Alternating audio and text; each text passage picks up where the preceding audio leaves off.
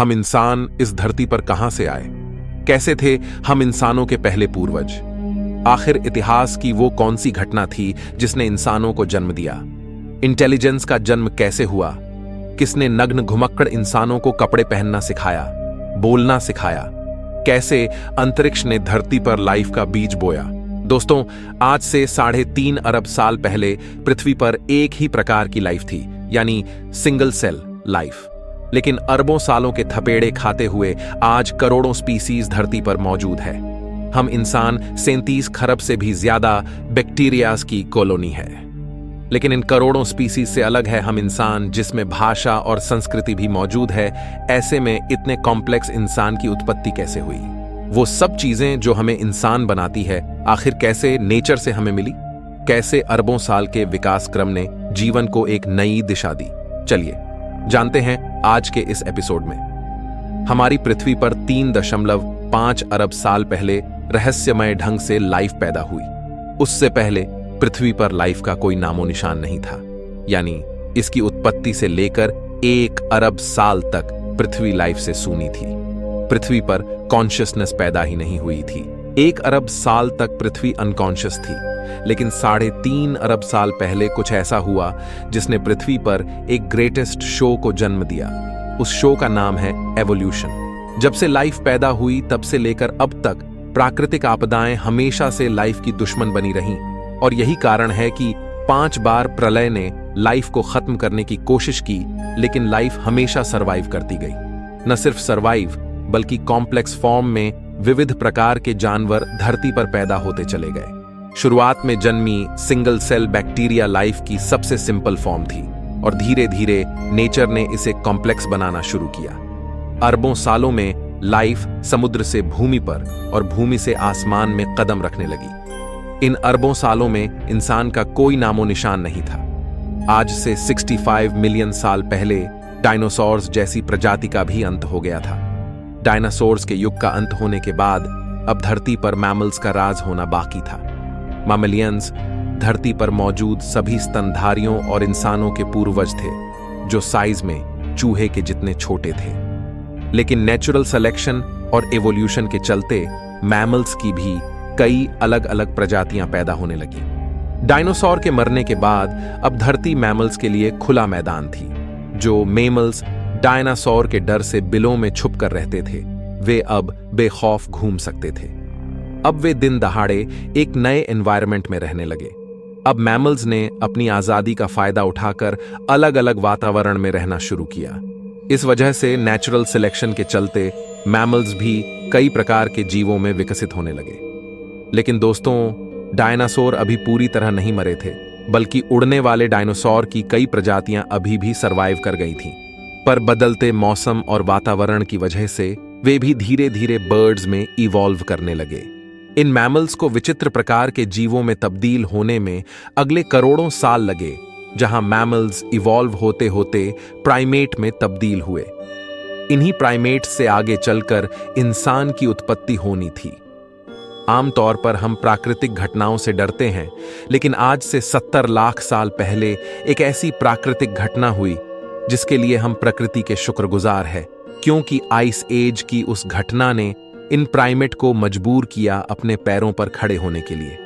यह पहला कदम था इंसान की उत्पत्ति की ओर। इसी के साथ उस समय अफ्रीका में पैदा हुए ऊंचे ऊंचे पहाड़ों की वजह से अफ्रीका के उमस भरे जंगल धीरे धीरे सूखे और ठंडे पड़ने लगे। ऐसे में पेड़ों पर कूदने फांदने वाले प्राइमेट्स के लिए एक बड़ी परेशानी हो गई। अब बड़े पेड़ों की तादाद कम होने लगी और उनकी जगह घास ने ले ली।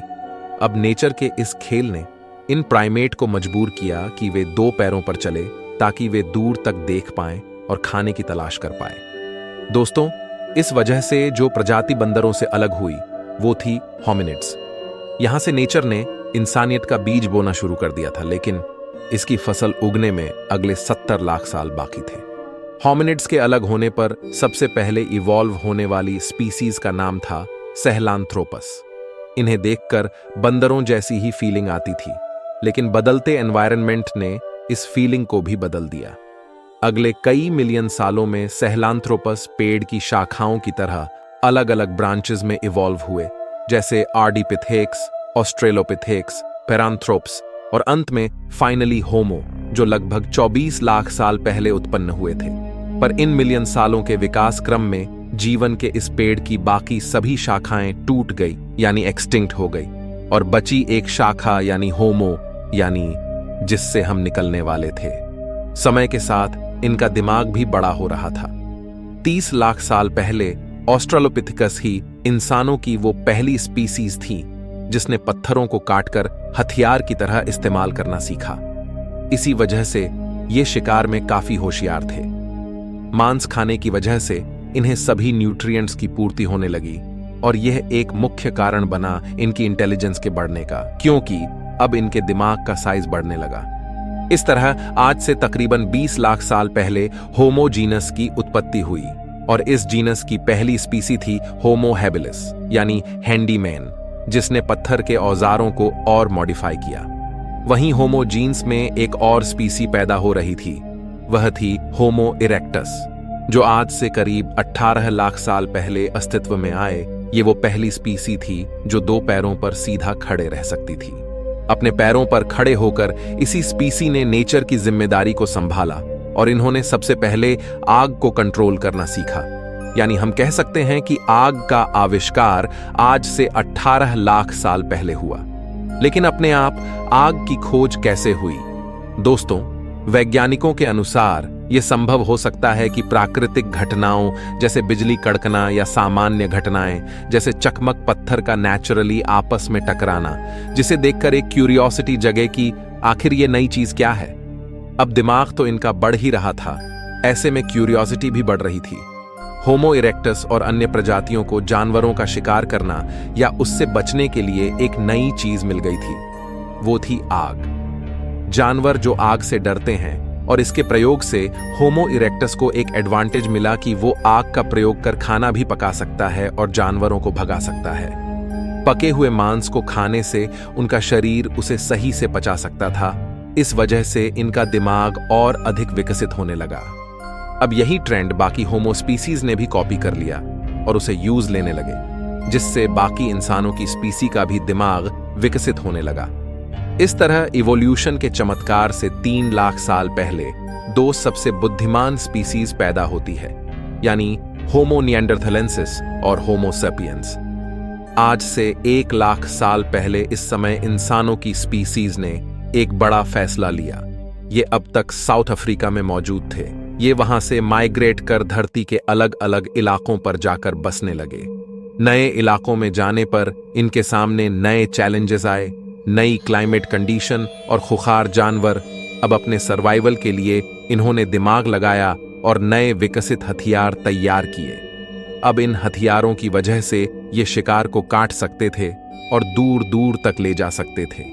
इस समय कुछ और नए चैलेंजेस सामने आते हैं, जैसे हिरन जैसे जीवों का शिकार करना, जिसके लिए एक साथ मिलकर काम करने की जरूरत थी। और इस तरह टीम वर्क में काम करने के लिए एक नए आविष्कार की जरूरत थी, वो थी भाषा। एक दूसरे से कम्युनिकेट करना, और यह भाषा की शुरुआत हुई इशारों से, अलग अलग सिग्नेचर से। यह भाषा की शुरुआत थी जिसे प्रोटो लैंग्वेज कहा जाता है। अब लैंग्वेज जैसी एक नई चीज आने से इन ह्यूमंस ने उसका खूब प्रयोग करना शुरू किया। वहीं लैंग्वेज के और कॉम्प्लेक्स बनने का कारण था ह्यूमंस के बीच इंटरेक्शन। आपस में होने वाले कॉम्प्लेक्स इंटरेक्शन और डिटेल में चीजों को एक्सप्लेन करने के लिए धीरे धीरे लैंग्वेज इवॉल्व होने लगी। अब इंसान की शरीर की ऊर्जा दिमाग पर अधिक खर्च होने लगी, जिससे इवोल्यूशन दिमाग का हुआ। लैंग्वेज की वजह से ब्रेन के कॉग्निटिव पार्ट ने ग्रो किया। दोस्तों, हो सकता है कि लैंग्वेज की वजह से चुगली करने का आविष्कार भी फीमेल्स ने उसी समय किया होगा। लेकिन दोस्तों, अब तक जो ह्यूमन स्पीसीज नग्न घूमती थीं, आखिर ऐसा क्या हुआ जिस वजह से उन्होंने कपड़े पहनना सीखा? वैज्ञानिकों के अनुसार हमारे प्राचीन इंसानी पूर्वजों के शरीर पर बाल अधिक हुआ करते थे, लेकिन धीरे धीरे उनके फर लूज होने लगे। अब क्लाइमेट चेंज होने की वजह से और माइग्रेशन के कारण ठंडे इलाकों में रहने की वजह से इंसानों ने अपने स्टोन टूल्स का प्रयोग करके, वैज्ञानिकों के अनुसार आज से 1,70,000 साल पहले इंसानों ने कपड़ों का आविष्कार किया। अब इंसानों की स्पीसीज में होमो निएंडरथैल्स और होमो सेपियंस ही बची थीं और वे आइस एज के बर्फीले युग से गुजर रही थीं। और फ्रेंड्स, इस तरह लगातार डेवलप होते होते आज से 30,000 साल पहले होमो सेपियंस और होमो निएंडरथैल्स में से एक ही स्पीसीज सरवाइव कर पाई। वो थी हम इंसान, यानी होमो सेपियंस। और वैज्ञानिक पूरी तरह से नहीं जानते कि आखिर क्यों और कैसे होमो निएंडरथैलेंसिस विलुप्त हुए। इस वक्त तक आइस एज का युग जारी था, जो आज से 10,000 साल पहले जाके खत्म हुआ। लेकिन मॉडर्न ह्यूमंस किसी तरह हिम युग की कड़कती ठंड को सरवाइव कर गए। पर इधर उधर घूमते रहने की वजह से अब उनके लिए खाने की समस्या होने लगी। इसलिए आज से 10,000 साल पहले एग्रीकल्चर यानी खेती की शुरुआत हुई और अब ह्यूमंस के पास अपनी जिंदगी में काफी फ्री टाइम मिलने लगा, क्योंकि उनकी बेसिक नीड पूरी होने लगी। फिर खाली दिमाग बना शैतान का घर, और हमारे शैतानी दिमाग ने खाली टाइम में कई चीजों का आविष्कार किया, जैसे कि खाने को स्टोर करने के लिए गड्ढे बनाए, जिसके लिए स्पिनिंग व्हील बनाया गया। अब इंसानों के पास रात में खाली टाइम मिलता था, जहां वो अपनी वाइफ या गर्लफ्रेंड से लड़ने के बाद रात के आसमान को निहारने लगे। और आज से 2,500 साल पहले एस्ट्रोनॉमी का विकास हुआ। इस तरह लिखना, चित्रकारी करना, फेस्टिवल्स और फन लविंग लाइफ जीते जीते पिछले 5,000 साल में हम मॉडर्न ह्यूमंस आज इस टेक्नोलॉजी के जमाने में आ चुके हैं। लेकिन दोस्तों, इवोल्यूशन अभी रुका नहीं है, बल्कि इवोल्यूशन हमेशा चलता है। आज भी हम इंसान इवॉल्व हो रहे हैं। जैसे नाखून बढ़ते हुए हमें दिखाई नहीं देता, लेकिन लंबे समय बाद वह काफी बड़ा हो जाता है। इस तरह इवोल्यूशन की प्रक्रिया काफी धीरे होती है और आगे आने वाले मिलियन सालों में न जाने हम इंसान किस रूप में बदल जाए। आज हम ऐसी कई परिस्थितियों से गुजर रहे हैं जो हमें लगातार शेप कर रही हैं। जिस तरह भूतकाल में हम इंसानों की कई विचित्र प्रजातियां थीं, उसी तरह हो सकता है हम इंसानों की और भी कई विचित्र प्रजातियां पैदा हो जाएं। आज हम जीवन के लंबे इतिहास को जानते हैं कि किस तरह जीवों का विकास हुआ, लेकिन एक सवाल अभी भी वैज्ञानिकों को परेशान करता कि आखिर लाइफ की शुरुआत कैसे हुई, किसने पृथ्वी के गर्भ में लाइफ का बीज बोया। यह एक बहुत बड़ा रहस्य है।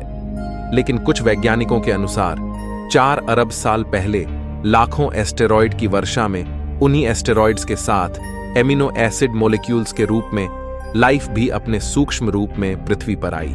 लेकिन अगर यह सच है तो यह सवाल उठता है कि हमारी जैसे ही लाइफ किसी अन्य ग्रह पर भी इन्हीं एमिनो एसिड मॉलिक्यूल्स से क्यों नहीं आ सकती। आखिर आज पृथ्वी पर ही इंसान क्यों है? अन्य ग्रहों पर हमें कोई लाइफ क्यों नहीं मिली? इस बारे में आप क्या सोचते हैं? कमेंट में हमें जरूर बताइए। मैं मिलता हूं आपसे किसी अगले वीडियो में। तब तक के लिए ब्रह्मांड में घूमते रहिए।